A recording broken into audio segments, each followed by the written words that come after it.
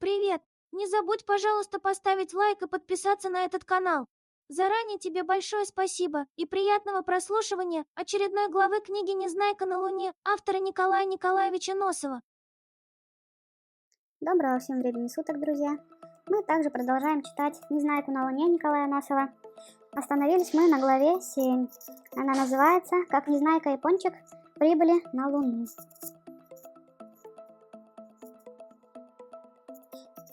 Теперь, когда Пончик окончательно убедился, что о возвращении на Землю не может быть никакой речи, он понемногу успокоился и сказал: «Ну что ж, поскольку мы летим на Луну и назад все пути отрезаны, теперь у нас только одна задача – пробраться обратно в пищевой отсек и как следует позавтракать. Мы ведь только что завтракали», – сказал Незнайка. «Так разве это был настоящий завтрак?» – возразил Пончик. Этот завтрак был пробный, так сказать, черновой, тренировочный. «Как это тренировочный?» – не понял Незнайка. «Но мы ведь с тобой завтракали в космосе первый раз, значит, вроде как бы не завтракали, а только как бы осваивали процесс питания в космосе, то есть тренировались. Зато теперь, когда тренировка закончена, мы можем позавтракать по-настоящему». «Что ж, это, пожалуй, можно», – согласился Незнайка. Друзья спустились в пищевой отсек. Незнайке совсем еще не хотелось есть, и он только для того, чтобы составить компанию Пончику, съел одну космическую котлетку. Но Пончик решил не теряться в создавшейся обстановке и отнесся к делу со всей серьезностью. Он заявил, что должен произвести в пищевом отсеке ревизию и проверить качество всех космических блюд. А для этого ему нужно съесть хотя бы по одной порции каждого блюда. Эта задача оказалась, однако, для него не под силу, потому что уже на 10-й или на 11-й порции его сморил сон, и Пончик заснул с недоеденной космической сосиской во рту. В этом ничего удивительного не было, так как ночью Пончик спал мало. К тому же каждый, кто находится в состоянии невесомости, может заснуть в любой позе, не укладываясь для этого специально в постель. Зная, что Пончик всю ночь прокувыркался в поисках выхода из ракеты, Незнайка решил дать ему отдохнуть, а сам отправился в астрономическую кабину, чтобы взглянуть, насколько приблизился космический корабль к Луне. В иллюминаторах по-прежнему чернело небо со звездами, с ярко сверкающим диском Солнца и серебристой, светящейся луной сверху. Солнце было такого же размера, каким оно обычно видно с Земли, но Луна сделалась уже вдвое больше. Незнайке казалось, что он замечает на поверхности Луны такие подробности, которых не замечал раньше, но так как прежде он никогда не смотрел на Луну внимательно, то и не мог сказать с уверенностью, видит ли он эти подробности потому, что подлетел к Луне ближе, или он видит их потому, что теперь стал смотреть на Луну внимательнее. Хотя ракета мчалась со страшной скоростью, покрывая пространство в 12 километров в 1 секунду, Незнайке казалось, что она застыла на месте и ни на полпальца не приближается к Луне. Это объяснялось тем, что расстояние от Земли до Луны очень большое. Около 4000 километров. 400 тысяч километров.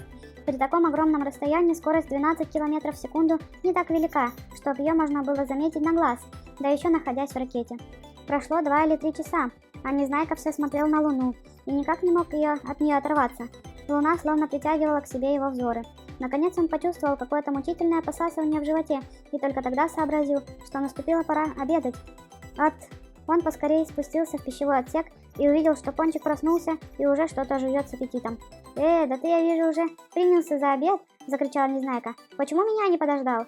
«Так это у меня еще не обед, а это самая тренировка», – ответил Пончик. «Ну тогда кончай тренировку и будем обедать», – сказал Незнайка. «Что там у нас имеется повкусней?» «На первое могу порекомендовать очень хороший космический суп-рассольник, на второе – космические голубцы, а на третье – космический кисель из яблок».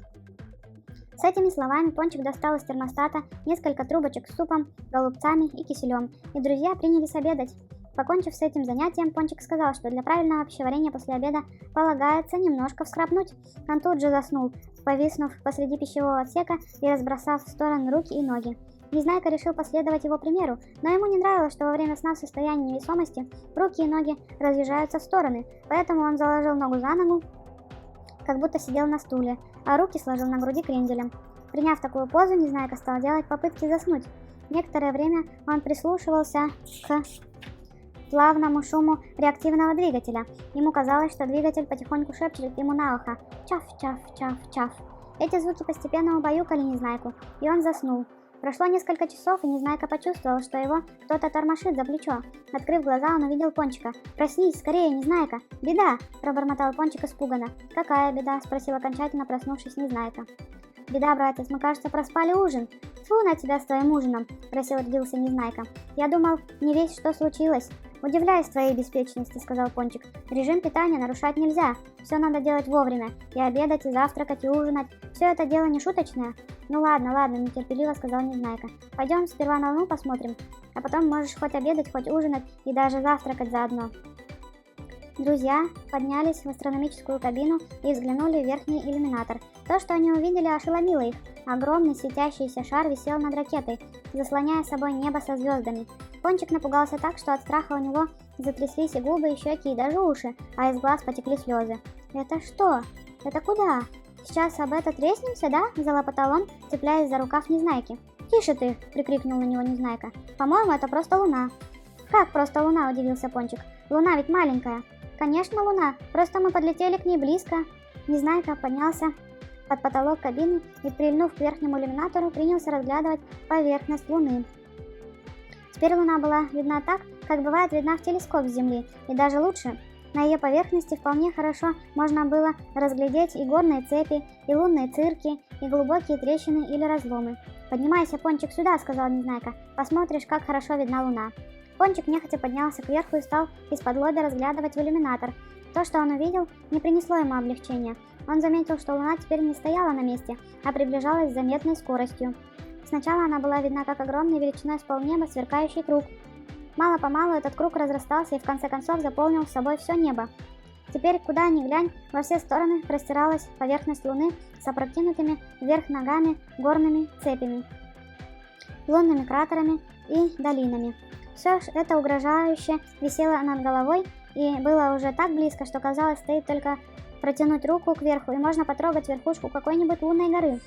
Пончик боязливо поежился и, оттолкнувшись рукой от иллюминатора, опустился на дно кабины. «Ну ее», — проворчал он, — «не хочу я смотреть на эту Луну». «Почему?» — спросил Незнайка. «А зачем она висит прямо над головой? Еще упадет на нас сверху». «Чудак, это не Луна на нас упадет, а мы на нее». «Как же мы можем на нее упасть, если мы снизу, а Луна сверху?» «Ну, понимаешь», — объяснил Незнайка, — «Луна просто притягивает нас. Значит, мы вроде как бы прицепимся к Луне снизу?» «Прицепимся к Луне снизу?» — сообразил Пончик. Незнайка и сам не знал, как произойдет посадка на Луну. Но ему хотелось показать Пончику, будто он все хорошо знает. Поэтому он сказал: «Вот-вот, вроде как бы прицепимся». «Ничего себе дельце!» — воскликнул Пончик. «Значит, когда мы вылезем из ракеты, то будем ходить по Луне вверх ногами?» «Это зачем же еще?» — удивился Незнайка. «А как же иначе?» — ответил Пончик. «Если мы снизу, а Луна сверху, то хочешь не хочешь, а придется переворачиваться вверх тормашками». «Хм...» — ответил в раздумье Незнайка. «Кажется, на самом деле получится что-то не совсем то, что надо». Он на минуту задумался и как раз в этот момент заметил, что не слышит привычного шума двигателя. «Постой-ка», — сказал он Пончику, — «ты слышишь что-нибудь?» «А что я должен слышать, по-твоему?» — испуганно насторожился Пончик. «Шум реактивного двигателя».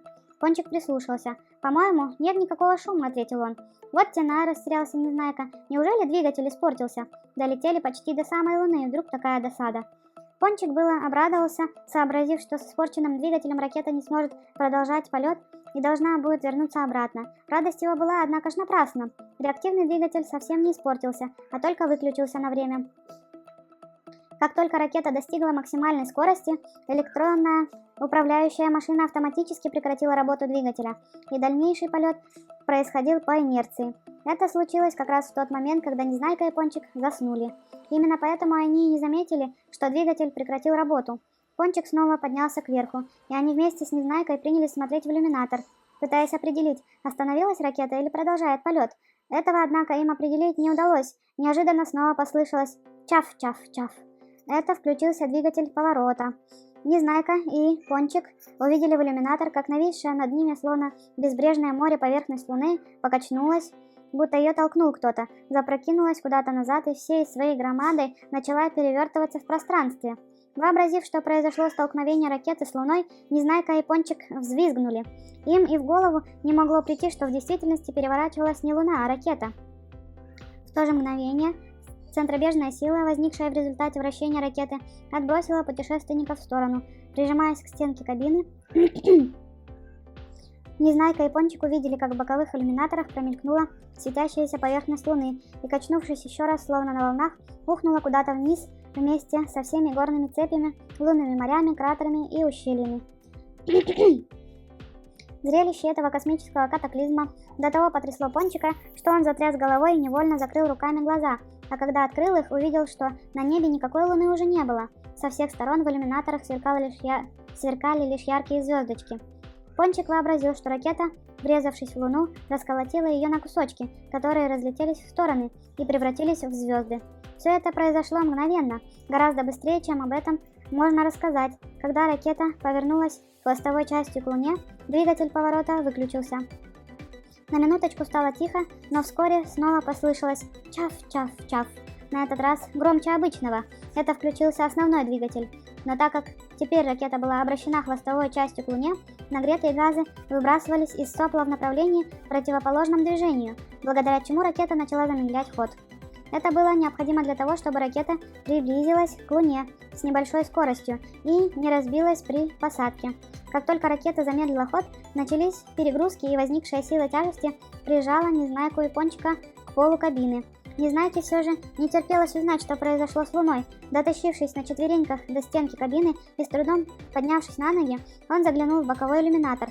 «Гляди, Пончик, оказывается, она здесь!» – закричала вдруг Незнайка. «Кто здесь?» – спросил Пончик. «Луна. Она внизу, понимаешь?» Превозмогая все возрастающую силу тяжести, Пончик тоже добрался до иллюминатора и поглядел вниз.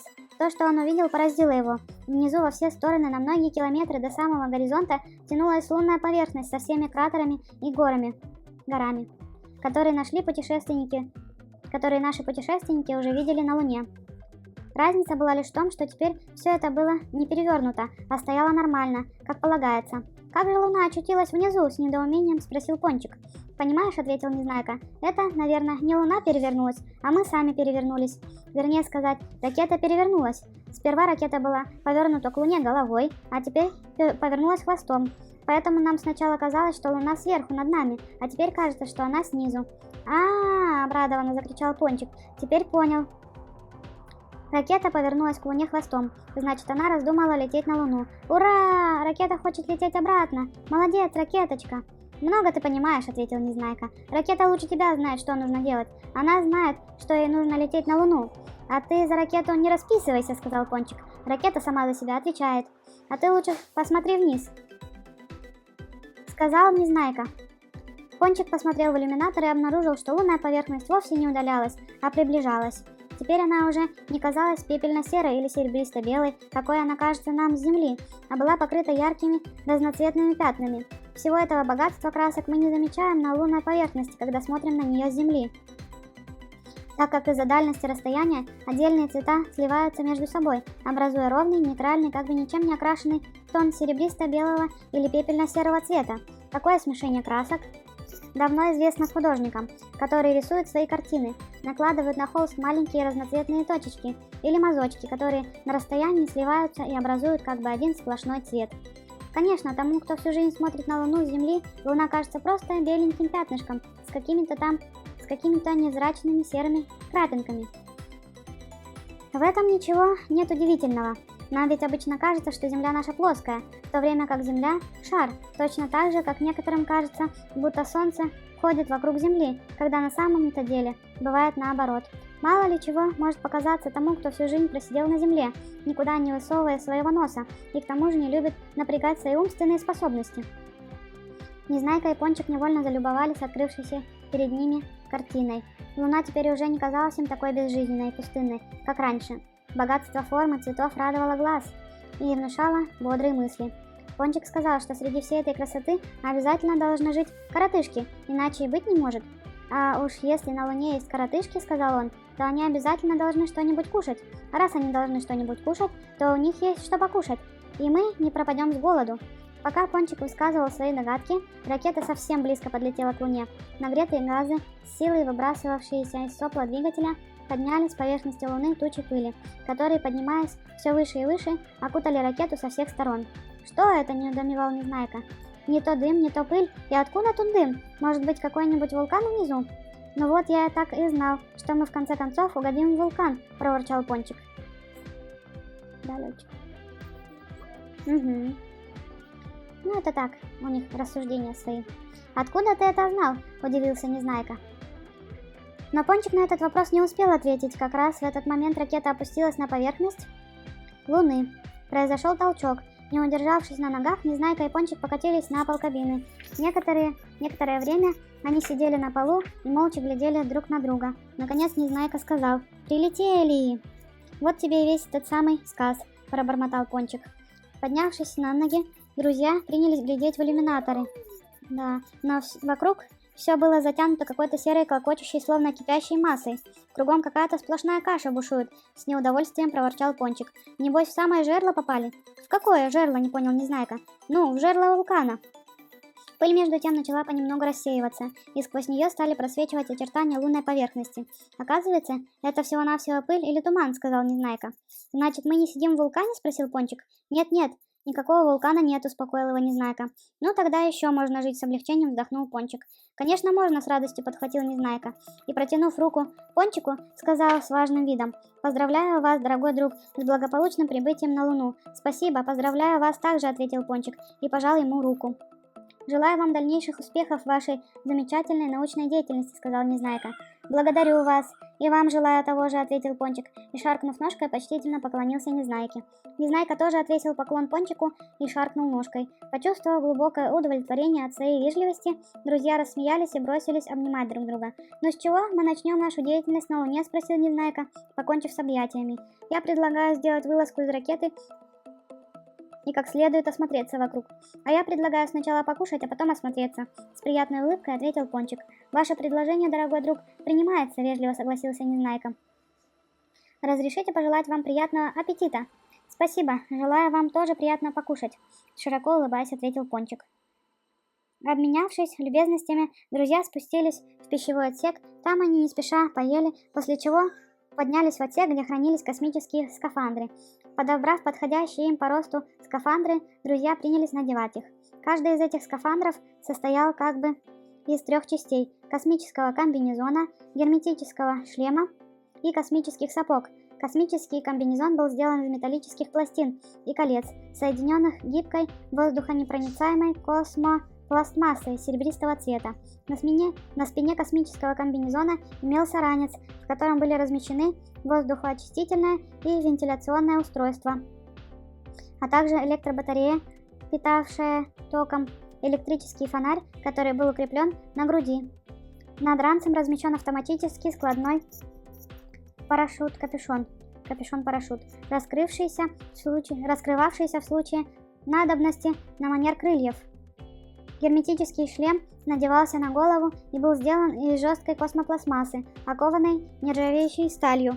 В передней части гермошлема имелось круглое оконце или иллюминатор из небьющегося стекла. Внутри же была размещена небольшая радиостанция с телефонным устройством, посредством которого можно было переговариваться в безвоздушном пространстве. Что касается космических сапог, то они почти ничем не отличались от обычных сапог, если не считать, что подошвы их были сделаны из специального теплоизолирующего вещества. Не лишне упомянуть, что за спиной космического комбинезона имелся походный рюкзак. К поясу же, помимо складного альпинштока и геодезического молотка, был привешен космический зонтик для защиты от палящих лучей солнца. Этот зонтик был сделан из тугоплавкого алюминия и в сложном виде занимал не больше места, чем обычный дождевой зонт. Надев на себя комбинезон, Незнайка почувствовал, что он довольно плотно облегает тело, а гермошлем был настолько просторен, что Незнайкина голова свободно поместилась в нем вместе со шляпой. Одевшись в космические скафандры и проверив работу радиотелефонной связи, наши путешественники спустились в хвостовую часть ракеты и очутились перед дверью шлюза. Незнайка взял Пончика за руку и нажал кнопку. Дверь отворилась бесшумно. Друзья шагнули вперед и оказались в шлюзовой камере. Дверь бесшумно закрылась за ними. Теперь от лунного мира наших путешественников отделяла лишь одна дверь. Незнайка невольно задержался перед этой дверью. Каким окажется этот таинственный неизведанный мир Луны? Как он встретит незваных пришельцев? Окажутся ли скафандры надежной защитой в безвоздушном пространстве? Ведь одной небольшой трещинки, одного небольшого отверстия в скафандре было достаточно, чтобы воздух из-под него улетучился, и тогда путешественникам грозила неминуемая гибель. Эти мысли с быстротой молнии пронеслись в голове у Незнайки, но он не поддался страху. Как бы желая подбодрить Пончика, он обнял его одной рукой за плечо, а другой рукой нажал кнопку у двери. Но дверь не открылась, как ожидал Незнайка, открылось лишь крошечное отверстие, имевшееся в двери. Пространство внутри шлюза соединилось с наружным безвоздушным пространством, и воздух, находившийся в шлюзовой камере, со свистом начал вырываться на свободу. Незнайка и Пончик почувствовали, что комбинезоны, которые прежде плотно прилегали к телу, вдруг начали становиться просторнее, словно раздувались. Это объяснялось тем, что давление наружного воздуха исчезло, и стенки скафандров стали испытывать лишь давление воздуха изнутри. Не поняв, что произошло, Пончик вообразил, что скафандр на нем лопнул, и это так напугало его, что он зашатался и начал валиться на бок. Незнайка заботливо поддержал его под руку и сказал: «Стой прямо, ничего страшного еще нет». В это время воздух окончательно вышел из шлюзовой камеры, и наружная дверь автоматически отворилась. Увидев блеснувший впереди свет, Незнайка скомандовал: «А теперь смело вперед!» Ну вот и все, глава 7 закончилась. Спасибо, что слушаете нас. Ставьте лайки и всем спокойной ночи. Спасибо тебе за просмотр до самого конца. Мне очень приятно. Не забудь поставить лайк и подписаться на этот канал, чтобы не пропустить следующие выпуски книги «Незнайка на Луне» автора Николая Николаевича Носова.